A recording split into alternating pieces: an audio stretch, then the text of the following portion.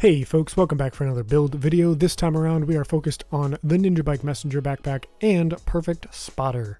So elaborating on that a little bit, the NinjaBike Messenger Backpack obviously has the resourceful talent, which has taken some criticism for not being powerful enough. And while that is partially true, I honestly think the bigger problem is that there aren't enough brands with a 1 and 2 piece bonus that work well together. So a secondary objective for this build was trying to cobble together enough brand sets that all work well together where you're using every single brand bonus. And I think we largely accomplished that. So with that out of the way, let's get into this. For our specialization, we have Technician for that +1 skill tier. For our primary weapon here, we have the Kingbreaker, mostly for the perfect flatline talent that it sports, giving you plus 20% damage to pulsed enemies. And because of the linked laser pointer that we have access to because of the Technician specialization, every enemy we aim at is automatically going to be pulsed, giving us an automatic plus 20% damage. And this is obviously a 5% increase on the normal variant of this talent. So if you do really love another assault rifle variant over the Kingbreaker, you could absolutely go that route and just sacrifice that 5% damage. Personally, I like the Kingbreaker for various situations. It obviously has a lower RPM than other assault rifles, but it does hit quite hard, and the perfect flatline does give you that extra 5%. For our secondary weapon, we've gone with the Mop for that plus 10% armor on kill. And then to pair that, we've gone with Preservation as the talent to give us a maximum of 30% armor on kill if we get a headshot kill. For our sidearm, we have the TDI card custom, giving us another skill tier if we need to buff our drone for whatever reason. Specifically only mentioning the drone there because, as you'll see later on, we are already at a tier 6 shield. So this pistol is really only if you want to buff your drone health and or damage. For our mask, we've gone with Fenris Group AB. As you can see there, we get the plus 10% assault rifle damage, and then we're also getting plus 20% reload speed, which on the Kingbreaker, which has a relatively slow reload speed for assault rifles, you can really boost that with an additional 20% reload speed. For our attributes, we have critical hit damage, critical hit chance, and critical hit damage in our mod slot. They're not super high, but they're definitely serviceable for this build.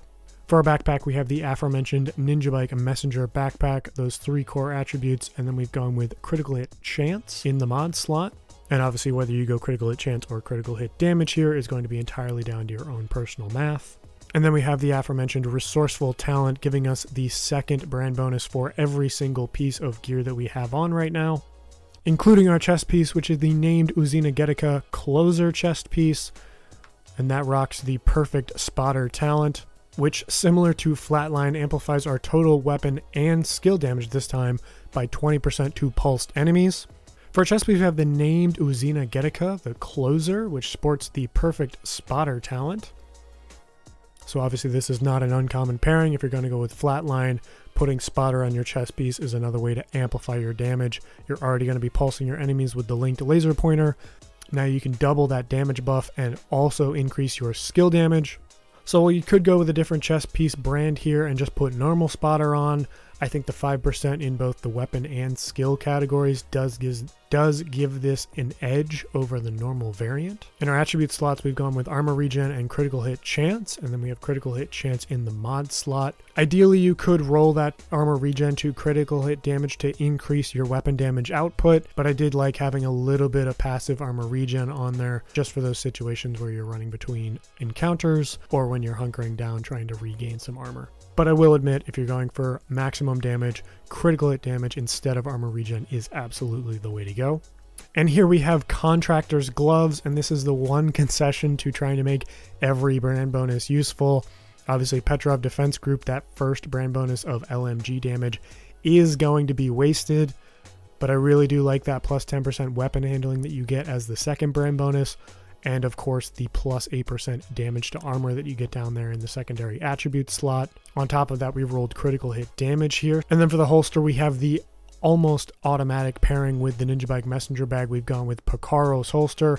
That armor core plus the weapon damage core down there in the secondary attribute slot is just so hard to get away from. On top of that, we've rolled critical hit damage in the attribute slot. And then we are using both the skill haste for the drone and shield, and then that +1 skill tier, buffing the drone tiers and also getting us to that tier 6 shield. And then for our knee pads, we have Walker Harris & Co. which is another one I'm finding myself pairing with the NinjaBike Messenger Bag more and more often. If you're looking to buff your weapon damage, that plus 5% weapon damage plus 5% damage to armor is really nice. On top of that, in the attribute slots, we have critical hit damage and critical hit chance.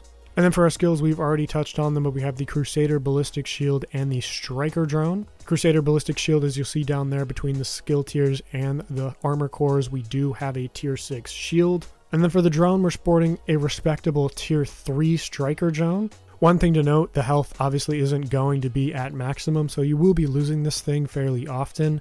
This skill slot is definitely one you could go a different route, even with this exact same build. The turret is a great choice if you're staying in the same area and you have good sight lines, or Reviver Hive if you're looking to run in a group, or if you just need that extra backup to get you back up. There really are a number of different ways you could go with this. You could even put on the Artificer Hive, given that we are running the Technician specialization. But I will say I really do like the Striker Drone. Even as fragile as it really does pull the attention of your enemies away from you, and you have much more freedom to just run around with that shield out, use that Kingbreaker to pulse absolutely everything you can see, and then just take it all down. So that's this build. Obviously, Kingbreaker and Perfect Spotter are a fairly obvious combination, but let me know what you think of the rest of it. How did you like the brand bonuses that we stacked on top of this build? As always, thank you for watching. Please like this video if you liked it. Subscribe if you want to see more stuff like this and help our channel grow. And as always, I will see you in the next one.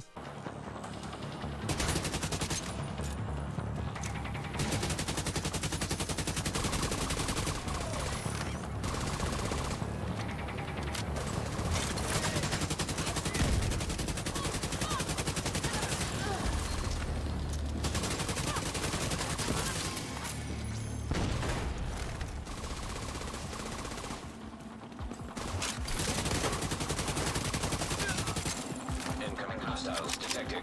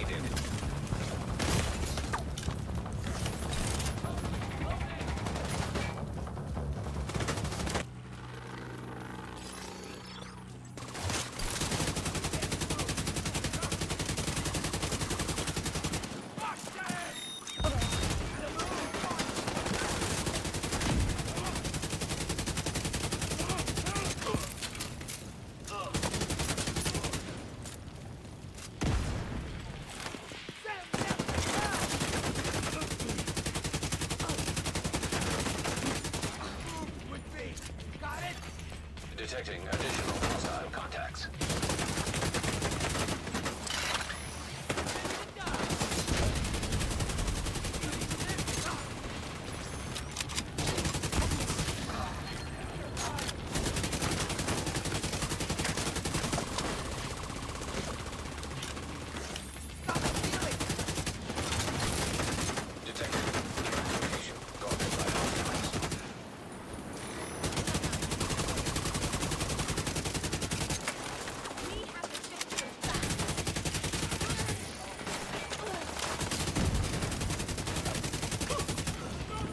Hostiles detected.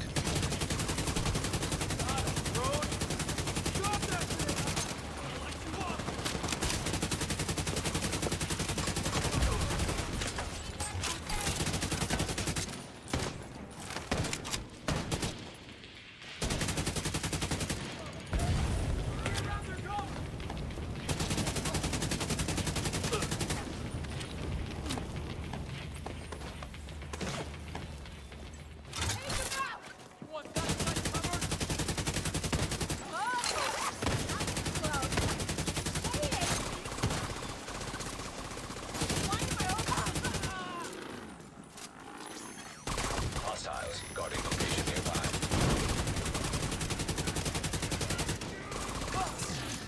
Detecting additional hostile contact.